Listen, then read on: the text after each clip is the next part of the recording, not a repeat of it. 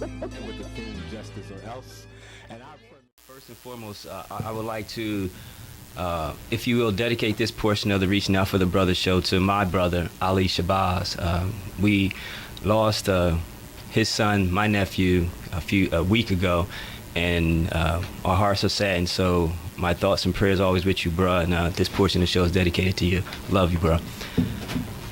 Reaching Out for the Brothers segment. This week, we're going to continue our holiday theme because we want to make sure we have the economic empowerment for the black community. And we're going to realize how we do that through understanding faith and finances. When it comes to this time of the year, the holiday season, people tend to be more connected to their higher power, their faith, their greater being, or whatever they will attach themselves to. They become so kind-hearted and giving that during this time of year, it's hard for someone to even be, get knocked off their square because they're all focused on being, generous. And they even tend to go to places of worship more frequently. They're more apt to be in attendance. And I know our pastors, leaders, and faith-based teachers seeing the attendance go up around this time of year. And it all seemed to stop, though, when he asked them the question, what social impact does your faith tell you to have? What social impact does your faith tell you to have? I'm sure, those faiths don't tell you to go out and buy these materialistic gifts. So if that's the case, what does your faith tell you? What does your God, your higher being tell you in terms of the materialistic mindset that's indoctrinating our society these next couple of months? And then all of a sudden you become altruistic the other 10 months. Are the gifts we giving or buying, are they really reflective of the God, the faith, the higher being that we serve? And if so, what the question then comes, what controls our spending? What controls the dollars that we spend? What faith that we kin to, does that control how we look at our economy? And for those who are of the Christian mindset, I'm not attacking anyone. And those who have any other faith-based mindset, we're not attacking them as well. This is just an open conversation to have us understand how does faith and finance come together in terms of building up black economic empowerment, because we have to understand what we believe as far as our core faith should also be reflected in the way we control our economy economically, not materialistically. So WWJB, what would Jesus buy? Would he buy anything at all? What would he, how would he handle these holidays? So I'm going to be having an open conversation from two different perspectives. And again, as Brother Shomari mentioned, if there are any other faith-based believers out there, please call in and join the conversation, 215-634-8065. Again, that's 215-634-8065. We're going to be joining the conversation. I'm going to talk for a minute before we let our callers come in. I'm going to talk for a minute with Pastor Mike Robinson from Greater Enon Baptist Church, and also Brother Eric Muhammad, the co-chair of Justice or Else in Philadelphia. Brothers, thank you for calling in. How you doing, bro? Doing great, Yes, doing thank great. you. Doing Thank great. you for having me, brother. Oh, you're welcome. You're welcome. Let me first have Brother Muhammad, if you could just introduce yourself to our listening audience again. I know I gave a little brief intro, but if you could just tell them a little bit more about you and what you do, your operations, and then Pastor Robinson, I'll have you give your intro, and then we go into a nice discussion about faith and finances. Yes, sir. Well, I am the co-chair of the Justice or Else initiative here in Philadelphia, as you discussed earlier. Mm-hmm. And primarily, we just recently celebrated the 20th anniversary of the Million Man March, will be convened once again in Washington, D.C. For October 10th, 2015. And coming back, going into the Christmas season, if you will, mm-hmm. is our main focus. We're focusing on how we're going into the Christmas season at this point. So mm-hmm. I'm glad to be on the show to discuss that with you. Great. Appreciate you, and always thank you for having you on, brother. Pastor Robinson. Yes, sir. Senior pastor of Greater Enon Missionary Baptist Church, also a member of the District Attorney's Youth Aid Panel of Philadelphia Diversionary Program for first-time youth offenders. Mm-hmm. And one of the big things that we do as a social impact in our community, we're located in the heart of North Philadelphia at 22nd and Berks, which is one of the epicenters for family and child poverty in the city. Mm-hmm. We have a weekly food pantry where we provide food and clothing on a weekly basis to destitute people in the community. Okay. So you see, both of you brothers got your hands on the pulse of the community and engaging in the work of understanding how to uplift and empower the people. So we definitely appreciate you, and I know you're both going to add both different perspectives. Because if you don't mind, Brother Muhammad, just share with our listening audience what your faith-based foundation is. Sorry for the delay. I had you on mute. That's an interesting question we asked with my faith-based foundation, because I'm a Muslim follower of the Honorable Elijah Muhammad under the leadership of Minister Farrakhan. Okay. But in terms of my foundation, I grew up in a Christian household. Okay. In fact, my mother is a reverend. So, I stick very close to my Christian roots. And so, yeah, that's my foundation. Okay. I have a very universal perspective when it comes to faith and the path of the one true God. Okay. And I just wanted to have that out there again, because I want our listening audience to know that we don't want to have just one approach perspective as we talk about this. We want to make sure we open it up to other faith-based foundations and understandings, because when we put it out there, we have to understand.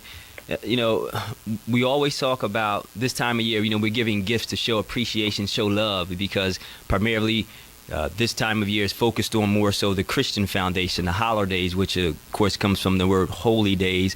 And we have to examine that and question in light of what people are buying and why they're buying that. And giving of gifts, is that really the show of love? Is that really the way that we show love? And if so, how then is those gifts being purchased in the way that they are helps the black economy, or does it? I'm going to hand that to you, Pastor Robinson. Give your perspective on that. The gifts that you see that, from your experience ministering and pastoring, the gifts that people buy this time of year, are you sometimes challenged with to say, really? Really? Is that showing the love of God? Personally, I think that this society has commercialized the true worth of the Christmas holiday season to the point where they want to remove Christ out of Christmas. The commercialism of the holiday season, and again, the indictment on removing Christ from the holiday season, where they don't even refer to it as the Christmas season anymore, because to even mention Christ is offensive to people. So under this whole banner of commercialism, where the push is to get as much money out of your pocket into the retail marketplace, is ridiculous to me. I came up through Sharon Baptist Church and also through Bible Way. I was a member of Sharon Baptist for 20 years, Bible Way for 4 years, but before becoming a senior pastor. And both pastors, Bishop Reed at Sharon and Dr. Jones over at Bible Way, they both advocated the same mentality that we should not be going broke every holiday season, spending our money to the point where we're in hock, where we're broke, because that's not the purpose and reason for the season. The Christmas holiday season should be one of reflection, one of acknowledging Jesus Christ as Lord and Savior. And, if you want to give to some worthy charity. Start with your house of worship. But to be duped into this commercialism of spending your wealth to the point where you're broke come January, February, where you're trying to figure out how you're going to pay for all those bills you racked up in December, it doesn't make sense. It doesn't make sense. That's where their prayer life increases in January. You know that, Pastor Robinson. Because when they begin to realize those debts and bills coming in, they get prayerful about how they're going to pay that off. So, and that is true, because we have to look at, the greatest gift that was given by Jesus was his gift of his service, ultimately giving his life.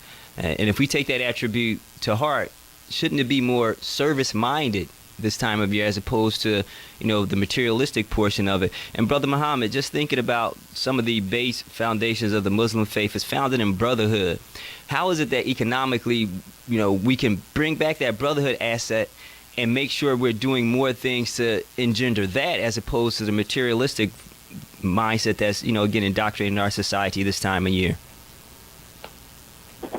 Well, I'll have to agree with the pastor there.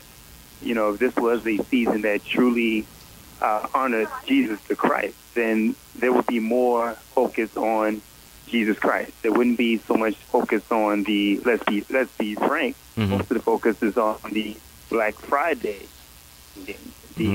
the buying season. This is less of a holiday, as you say, comes from the aspect of a holy day. A holy day commemoration is more so aspect of how much can we spend, how quickly, and how much.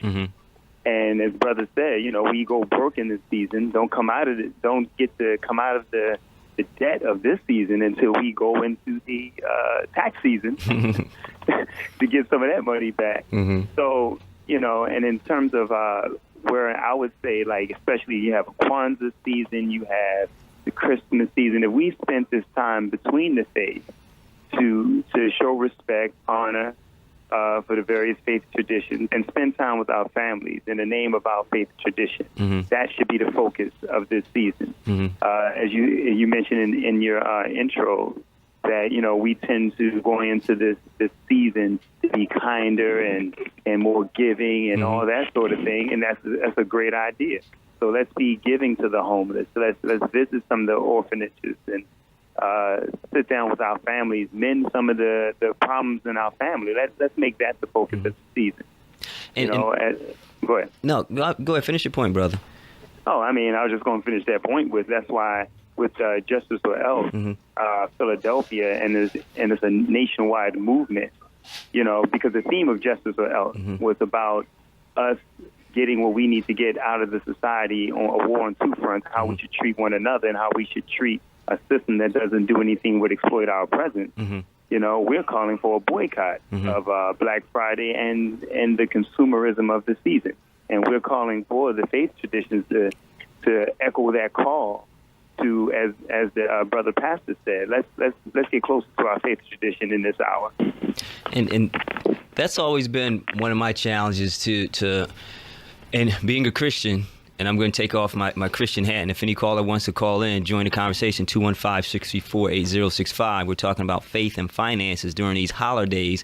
One of the things that I've always been challenged with is the over-materialization of the holiday season in terms of, we're looking at giving gifts, but not as much as giving service. And when we do give the gifts, we're not buying into the Black community when we do that as well. So it's kind of like a dualistic, double-edged sword, whatever you want to call it, that hurts the Black community on every levels, where we're, overly materialistic, buying things that are not supporting the Black community, and then we're not even giving back to the Black community with the kind-hearted services that we could be supporting. So nowhere along this time of season is the Black community really gaining anything. And again, take it off my Christian hat, and I want to just say this loosely. The churches are the only ones who may seem to be prosperous in this time of year because people are going to the churches and maybe giving a little bit more to them because of their kind-heartedness and figuring it's the Jesus season, so let me give something to Jesus.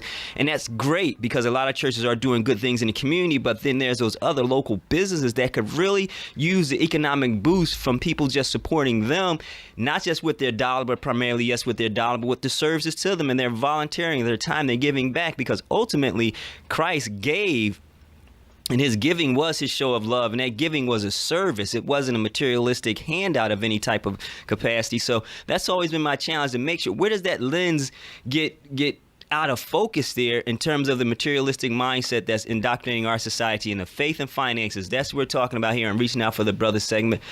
We'll be back on the other side. We're talking with Pastor Mike Robinson and Brother Eric Muhammad. Talk to you on the other side.